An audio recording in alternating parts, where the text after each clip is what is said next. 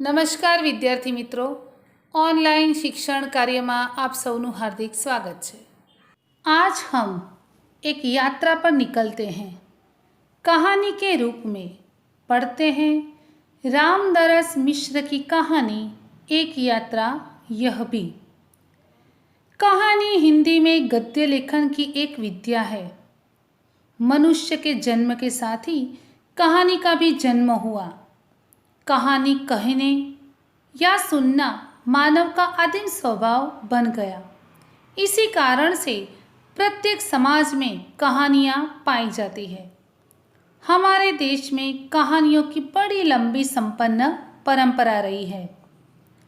एक यात्रा यह भी कहानी में रिक्शा वाले से परिचित होने पर उसके जीवन की घटनाओं से नारी के प्रति उसका दृष्टिकोण देखकर तथा जीवन में उतारे गए कर्तव्य बोध से प्रेरणा प्राप्त होती है।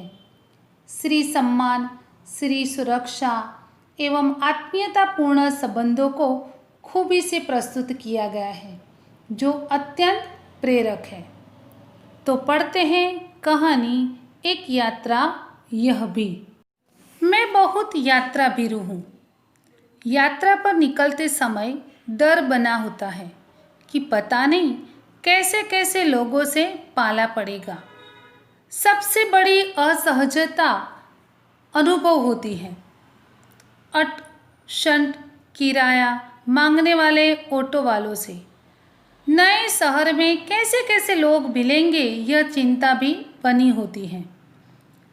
तो इस बार एक डॉक्टर से मिलने के लिए ग्वालियर जाना पड़ गया। पत्नी साथ थी, इसलिए आश्वस्ति बनी हुई थी। स्टेशन पर उतरते ही ऑटो वाले पीछे पड़ गए। हम चुपचाप आगे बढ़ते रहे। एक नवयुवक ऑटो वाला साथ लग गया। हम कुछ बोले बिना आगे बढ़ते रहे कि उसकी आवाज़ आई, बाबूजी, आप आखिर कहीं जाइएगे ही और कोई ऑटो करेंगे ही, तो फिर मेरा ऑटो क्यों नहीं। उसकी जिद और आवाज़ में कुछ ऐसा आकर्षण महसूस हुआ कि मैंने स्वीकृति दे दी। वह प्रेम भरी बातें करता रहा और हमें डॉक्टर के यहाँ पहुँचा दिया। उसके द्वारा बताए वांछित पैसे देकर डॉक्टर के घर की कोल बेल बजाई। ज्ञात हुआ कि डॉक्टर ने क्लिनिक की जगह बदल दी है। ऑटो वाला बिना हमारे कहे हमारा इंतज़ार कर रहा था। हमें नई जगह पर पहुंचा दिया। मैंने पूछा, कितने पैसे दे दूं बाबूजी? जो इच्छा हो दे दीजिए। वैसे डॉक्टर के घर से यहाँ तक का किराया तो अतिरिक्त हो गया है ना?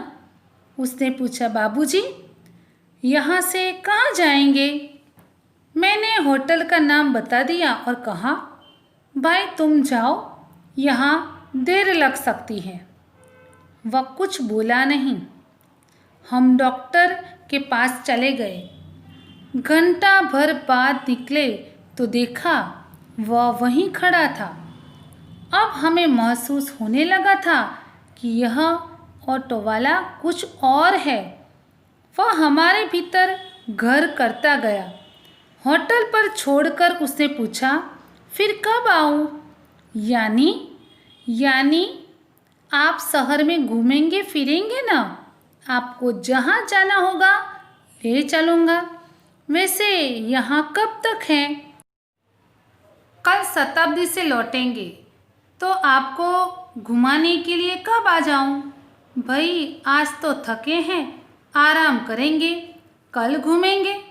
ठीक है बाबूजी, यह रहा मेरा मोबाइल नंबर, मुझे फ़ोन करके बुला लीजिएगा।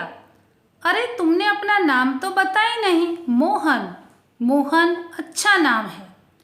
दूसरे दिन घूमने का कार्य शुरू हो गया। वह बहुत प्रेम से एक के बाद एक स्थान दिखाता गया। बाबूजी और पत्नी को अम्मा नाम से संबोधित करता रहा। घूम घुमाकर होटल पर लौटे तो चाय पीने के लिए उसे भी कमरे में बुला लिया।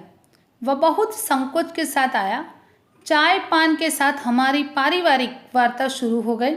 पत्नी ने पूछा, बेटे तुम ग्वालियर के हो? नहीं अम्मा, मैं मूलतः आगरा का हूँ। यहाँ आना पड़ गया। हमें लगा कि वह यह कहते कहते कुछ भर आया है, इसलिए चुप रहे। लेकिन वह स्वयं बोलने लगा, आगरा में अपना घर है। माँ बाप तो बचपन में ही गुजर गए। बड़े भाई ने मेरी परवरिश की। भाई वकील है, मैं भी बीए पास हूँ। कोई नौकरी खोज रहा था कि एक चुप्पी सी छा गई। हमें लगा कि इसके साथ कोई अवांछित घटना घटी है। उसे छेड़ा नहीं, किंतु उसने फिर कहना शुरू किया, मैं नौकरी की तलाश में इधर उधर भटक रहा था। एक दिन भटक कर लौट रहा था कि रास्ते में एक परिचित लड़की मिल गई। बदहवास सी दिधियाती हुई बोली, मोहन मुझे बचा लो। क्यों, क्या हुआ? मेरे माँ बाप एक अधेड़ के साथ मुझे बेच रहे हैं। मैं कुएं में गिरकर जान दे दूंगी, किंतु उस खुसट अधेड़ के साथ नहीं जाऊंगी। मैं बहुत असमंजस में पड़ गया। क्या करूं? कर भी क्या सकता हूं? मुझे लगा कि स्टेशन चलना चाहिए। वहां उसे ले गया और थानेदार से हकीकत बयान की। वे कुछ देर सोचते रहे कि क्या किया जा सकता है। थानेदार साहब बोले, इसकी एफआईआर लिखकर इसके माँ बाप को हवालात में बंद कर देता। लेकिन फिलहाल चिंता इस लड़की की है कि आखिर इसके लिए क्या किया जाए। एक छोटी सी चुप्पी के बाद वे एकाएक बोले, तुम्हारी शादी हो गई है? मैंने न में सिर हिलाया तो बोले, तुम इससे शादी क्यों नहीं कर लेते? मैं तो इस आकस्मिक प्रस्ताव से चकरा गया, किंतु कुछ पल बाद लगा कि इसमें बुराई क्या है। मैंने कहा, सर इससे तो पूछ लीजिए। थानेदार ने उससे पूछा तो उसने स्वीकृति सूचक सिर हिला दिया। लेकिन क्या मोहन? बाबूजी, लेकिन यह कि भाभी अपनी बहन से मेरी शादी कराना चाहती रही। बात तय हो चुकी थी। फिर बाबूजी, मैंने सोचा भाभी जी की बहन से तो कोई भी अच्छा आदमी शादी कर लेगा, वहाँ कोई संकट नहीं है। लेकिन इस लड़की की तो जिंदगी खतरे में है। लड़की सुंदर भी है, परिचित भी, और सबसे अहम बात यह कि वह संकट में है। इससे विवाह करना प्रीतिकर भी होगा और मानवीय भी। लेकिन हाँ, अब समस्या यह कि विवाह एकदम तो न हो जाएगा। यदि लड़की घर गई तो फिर वही बेच दिए जाने का संकट। मैं साथ ले जाऊं तो भैया भाभी तो नाराज होंगे ही। इसके माँ बाप मेरे ऊपर लड़की भगाने का केस कर देंगे। जब मैंने थानेदार के सामने यह समस्या रखी तो वे बोले, कुछ दिन के लिए इसे नारी निकेतन में रखवा देता हूँ। लड़की से माँ बाप के खिलाफ शिकायत लिखवा कर रख लेता हूँ। 15 दिन बाद उन्होंने मंदिर में उससे मेरी शादी करवा दी। मैंने कहा, मोहन ऐसे थानेदार कहाँ होते हैं? मुझे तो इस घटना पर विश्वास ही नहीं हो रहा है। लगता है कथा सुन रहा हूँ। आप सही कह रहे हैं बाबूजी, लेकिन यह थानेदार कवि भी हैं। कवि सम्मेलनों में कविताएं पढ़ता है और इसकी कविताएं मानवीय संवेदना से भरी होती है। हाँ, तब ठीक है भाई, हर क्षेत्र में कोई न कोई मसीहा दिखाई पड़ ही जाता है। हाँ, तब यह कि मेरे भाई भाभी मुझसे खफा हो गए और हमें घर से निकाल दिया। एक तो मैंने उनकी साली से शादी नहीं की, दूसरे जिस लड़की से की वह किसी और जाति की है। तो तुम लोग ग्वालियर आ गए? हाँ बाबूजी, आगरा में हमारा निबाह होना कठिन था। पराए शहर में भले ही कोई अपनापन न हो, किंतु यह परायापन उस अपनेपन से अच्छा है न, जो दिन रात अप्रीतिकर व्यवहार बनकर तन मन को उद्विग्न करता रहे। हाँ, सही कह रहे हो।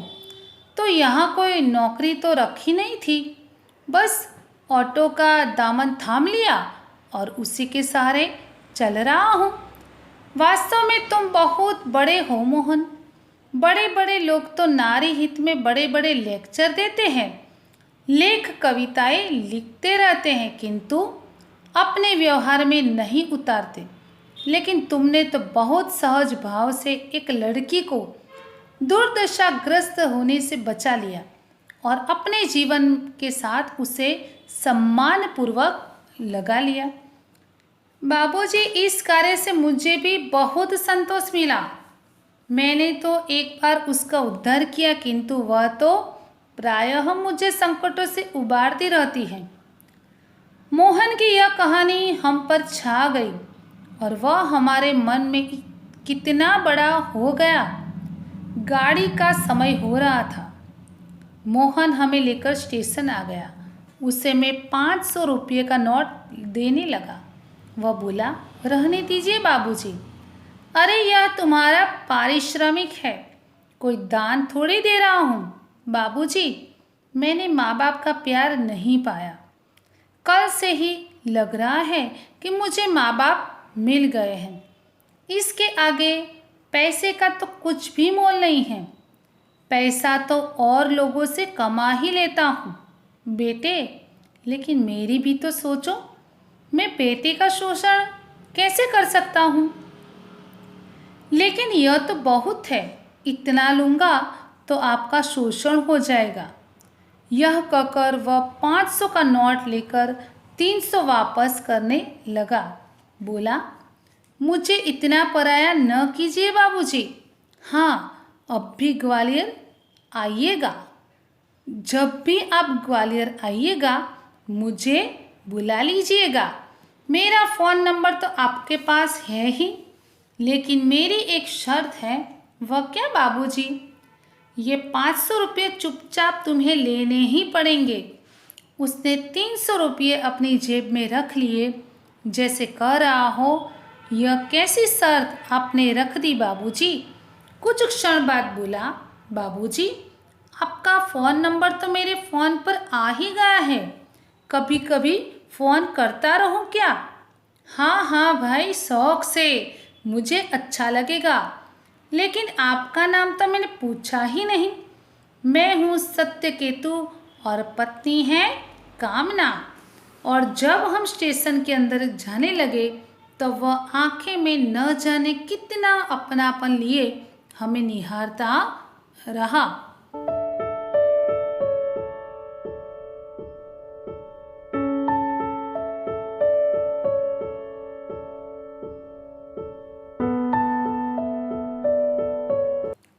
यहाँ पर ये कहानी पूर्ण होती है। आभार।